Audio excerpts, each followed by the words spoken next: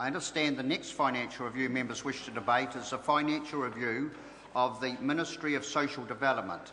Will members please turn to the Social Services Committee report? The question is that the report of the Social Services Committee on the 2011-12 financial review of the Ministry of Social Development be noted. Mr Chair. Jacinda Ardern. Mr Chair, it's my pleasure to have an opportunity to speak briefly to the Ministry of Social Development financial review, and I just have to say that social development is picking up the hard end of the rhetoric that we heard from that side of the House just now. Now, I have to say to that member who just took his seat that to block your ears and close your eyes and pretend that everything is fine, Mr Chair, is a complete disservice to the community that that member purports to represent. So while that member was sitting there and saying, "Don't call us underprivileged," he was blocking his ears to the fact that there is 16% unemployment among the Pacifica community right now. He was claiming that that government has done something on behalf of Pacifica people, whilst at the same time ignoring the decline of Pacifica languages in this country, whilst at the same time allowing ECEs, our early childhood education system, to be deprived of basic materials for Pacifica languages. That apparently is what a government who supports Pacifica people does. Well, I'd like to see what a government who doesn't support Pacifica people does. Now, no one is arguing that we should sit here and not have aspiration on behalf of our Pacifica community. Of course we should, but aspiration starts with opportunity, I would say to that member. And where is the opportunity for that community right now? Where is the opportunity for that young woman to get the future that she wants when social mobility under this government is as shocking as it has ever been in the history of New Zealand?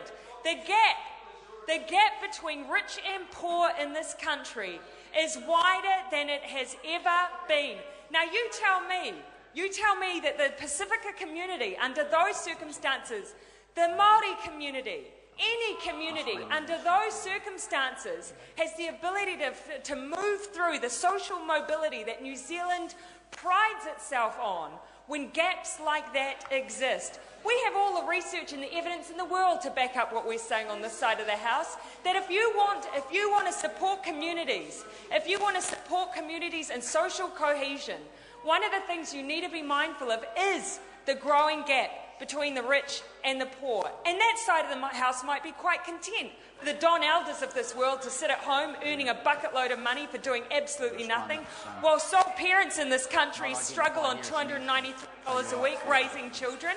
That might be absolutely fine on that side of this House. But on this side, we have a little more aspiration, the people of New Zealand, and it matters to us that that gap exists because of what it means to the community.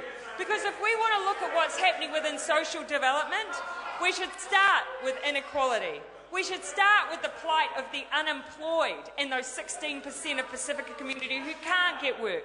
We should start with the increasing cost of living, the fact that the material deprivation in this country under that government has gone from 15% to 21%. And that's not just a statistic. Those are the people who can't afford to go to the doctor, who can't afford to send their kids on school trips so that they can get the same opportunities as everyone else, the ones who can't pick up their prescriptions. That is meaningful stuff. It's not just rhetoric. It is the stuff that matters to whether or not a family can get ahead and do what it is that that side of the House claims that they want to do, but in reality just can't. Not under this government. It's also about, Mr. Speaker, what's going on for the kids in this country. Because as much as we stand up in this House and say that everything is fine, well, at least they do on that side, the statistics say something else. And for the 270,000 kids living in poverty, they don't have a choice. They don't have a choice to stand up and make all of the claims that that side of the House seems willing to sit back on.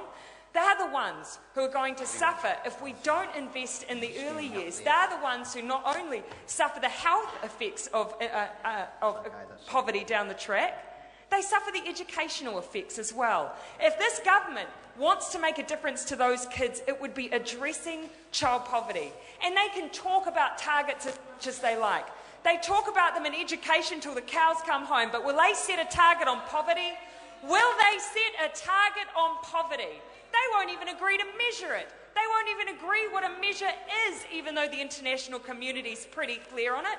And that is because they have no intention of closing that gap. They have no intention of addressing child poverty in this country. And until they do, as far as I'm concerned, they have no intention of fulfilling the potential of the poorest kids in this country, because that is what it will take. You can talk about parental responsibility all you like, but until they've got the tools they need, they won't succeed. Order. She's so bitter and jealous. I call Besetha Sam Lutuinga. Thank you, Mr Chair. And Mr Chair, it's a privilege and an honour to speak in this, the Financial Review